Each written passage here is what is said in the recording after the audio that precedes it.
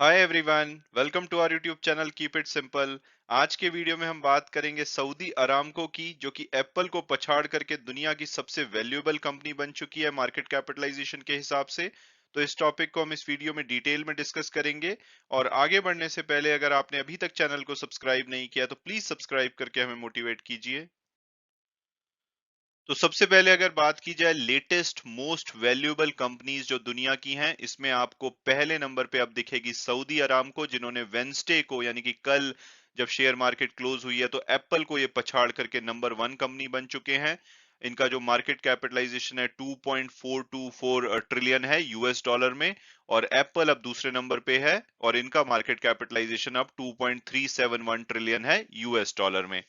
हालांकि top 10 companies में आप देखेंगे तो पहले नंबर पे तो सऊदी अरामको है, लेकिन उसके बाद जो 9 कंपनीज हैं टॉप 10 में वो यूएस की ही हैं।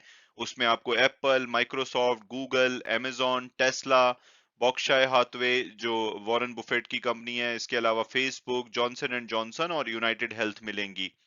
और आप देखेंगे अगर पिछले 30 दिन की परफॉर्मेंस, तो सिर्फ सऊदी अरामको है, क्योंकि ऑयल के प्राइसेस बढ़ रहे हैं तो इनका शेयर पिछले 30 दिन में भागा है। बाकी सभी जो 10 कंपनीज हैं, 9 कंपनीज हैं टॉप 10 में, उनके शेयर में गिरावट देखी गई है। तो आप अगर पूछेंगे कि भाई इंडियन कंपनीज यहाँ पर कहाँ ठहरती है, तो इंडिया की कंपनी रिलायंस इंडस्ट्री, जो कि सबसे बड़ी कंपनी है इंडिया की, वो दुनिया में उसकी रैंक 41st है आज की डेट में।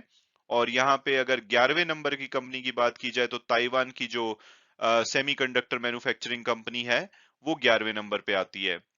और सऊदी अरामको क्या एप्पल को बीट कर पाएगा, ऐसी उम्मीद की जा रही थी, तो डेफिनेटली इसकी उम्मीद की जा रही थी। रादर मार्च में मैंने ये वीडियो भी बनाया था जिसमें ये उम्मीद की जा रही थी कि सऊदी अरामको के जो रिजल्ट आने थे मार्च में, उस टाइम पे ये एप्पल को पछाड़ करके दुनिया की सबसे मोस्ट वैल्यूएबल कंपनी बन सकती है, लेकिन उस टाइम पे ये नहीं कर पाई। इसमें थोड़ा टाइम लगा, लेकिन आज की डेट में ये एप्पल से आगे निकल चुके हैं।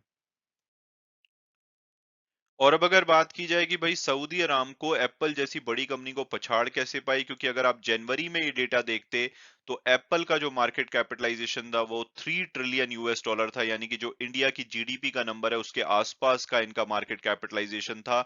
और उस टाइम पे इनका और जो सऊदी अरामको का गैप था वो 1 ट्रिलियन यूएस डॉलर यानी कि 1 लाख करोड़ यूएस डॉलर का गैप था।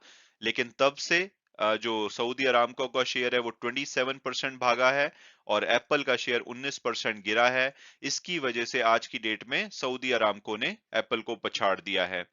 अगर कल की बात करें, हालांकि सऊदी अरामको का शेयर भी कल 1% के आसपास गिरा है, लेकिन फिर भी जो इनका टॉप मार्केट कैपिटलाइजेशन है अभी तक का, उसके आसपास ये ट्रेड कर रहे हैं।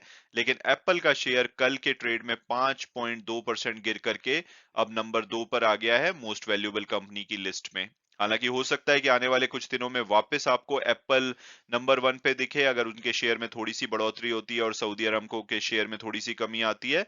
लेकिन आप देख सकते हैं जनवरी में जो 1 ट्रिलियन यूएस डॉलर का गैप था उसको बहुत ही जल्दी फिल कर लिया गया है, तो ग्लोबल इकोनॉमी में शिफ्ट आपको दिख रहा है।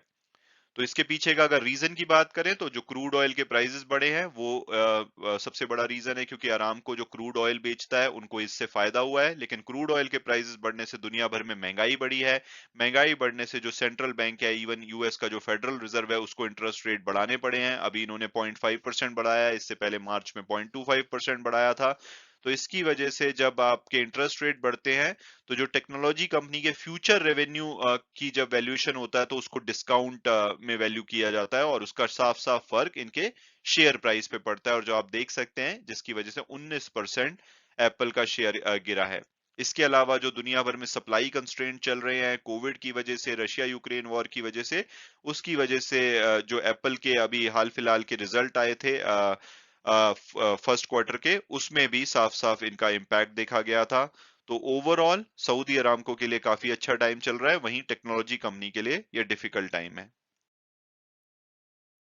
और अब अगर बात की जाए कि भाई यहाँ से नेक्स्ट क्या क्या, जो एप्पल का शेयर है वो कुछ दिनों में वापस से नंबर 1 की पोजीशन टेक ओवर कर लेगा, तो अभी के लिए थोड़ा मुश्किल लगता है, क्योंकि फेडरल रिजर्व जो इंटरेस्ट रेट है उसको इस साल में कम से कम 1.5% फर्दर बढ़ाने वाला है। इसके अलावा जो रशिया यूक्रेन का वॉर है उसमें कोई रिजोल्यूशन आता हुआ नहीं दिख रहा है, तो उसकी वजह से क्रूड ऑयल के प्राइसेस हैं वो बढ़े रहने के चांसेस हैं। तो लगता है कि जो अभी सऊदी अरामको की डोमिनेंस है कुछ टाइम के लिए रहेगी और एप्पल को नंबर 2 पोजीशन पे ही रहना पड़ेगा। हालाँकि एप्पल अभी भी अपने जो सेक्टर में बहुत ही ज़्यादा सेफ प्लेयर माना जाता है क्योंकि इनकी स्टेडी ग्रोथ रही है, बैलेंस शीट स्ट्रॉन्ग रही है, दुनिया भर में एप्पल के फ़ोन की डिमांड है, एप्पल के प्रोडक्ट्स की डिमांड है, तो इसकी वजह से जो इनका शेयर है 19% गिरा है। लेकिन वहीं पे अगर आप नैस्डैक 100 इंडेक्स को देखेंगे, तो वो इस साल में लगभग 25% 24.8% गिरा है। तो आप देख सकते हैं कि एप्पल का शेयर 19% गिरने के बाद भी इसने अपना जो इंडेक्स है उससे बेटर परफॉर्मेंस दी है। और अगर यूएस की कंपनीज की बात की जाए तो एप्पल अभी भी दुनिया की नंबर 2 और यूएस की नंबर 1 कंपनी है मार्केट कैपिटलाइजेशन के हिसाब से। यहाँ पे आपको यूएस में माइक्रोसॉफ्ट कॉरपोरेशन दूसरे नंबर पे दिखेगी, जो कि दुनिया की थर्ड मोस्ट वैल्यूएबल कंपनी है। और इनका जो मार्केट कैपिटलाइजेशन है, क्योंकि इनका शेयर भी पीछे काफी गिरा है, तो $2 ट्रिलियन से कम हो चुका है। अब $1.96 ट्रिलियन इनका मार्केट कैपिटलाइजेशन रह गया है। और अब अगर बात की जाए कि भाई भारतीय कंपनीज का मार्केट कैपिटलाइजेशन के हिसाब से क्या हाल चल रहा है, तो रिलायंस इंडस्ट्री डेफिनेटली भारत की मोस्ट वैल्यूएबल कंपनी है। 214 बिलियन यानी कि 0.214 ट्रिलियन इनका मार्केट कैपिटलाइजेशन है यूएस डॉलर में। और ये दुनिया की 41st मोस्ट वैल्यूएबल कंपनी है। दूसरे नंबर पे आपको टीसीएस दिखेगी, जो कि दुनिया में 61st रैंक होल्ड करती है आज की डेट में, और इनका जो मार्केट कैपिटलाइजेशन है लगभग 161 बिलियन यूएस डॉलर है। तीसरे नंबर पे आपको एचडीएफसी बैंक दिखेगा। और जब इनका मर्जर नेक्स्ट ईयर जब एचडीएफसी लिमिटेड के साथ हो जाएगा, तो हो सकता है कि टीसीएस और इनमें नंबर 2 और नंबर 3 के लिए जंग जारी रहे। चौथे नंबर पे आपको इन्फोसिस दिखेगी, पांचवे पे हिंदुस्तान यूनिलीवर। और अगर आप पिछले 30 दिन की परफॉर्मेंस देखेंगे, तो हिंदुस्तान यूनिलीवर और अदानी ग्रीन एनर्जी ही दो ऐसे स्टॉक हैं जो कि पिछले 30 दिनों में टॉप 10 इंडियन कंपनीज में है जिन्होंने की पॉजिटिव रिटर्न दिया है। हालांकि रिलायंस का शेयर भी काफी अच्छे से भाग रहा था, लेकिन पिछले कुछ दिनों में काफी नीचे आया है। तो ओवरऑल 30 दिन में इन्होंने भी गिरावट दिखाई है।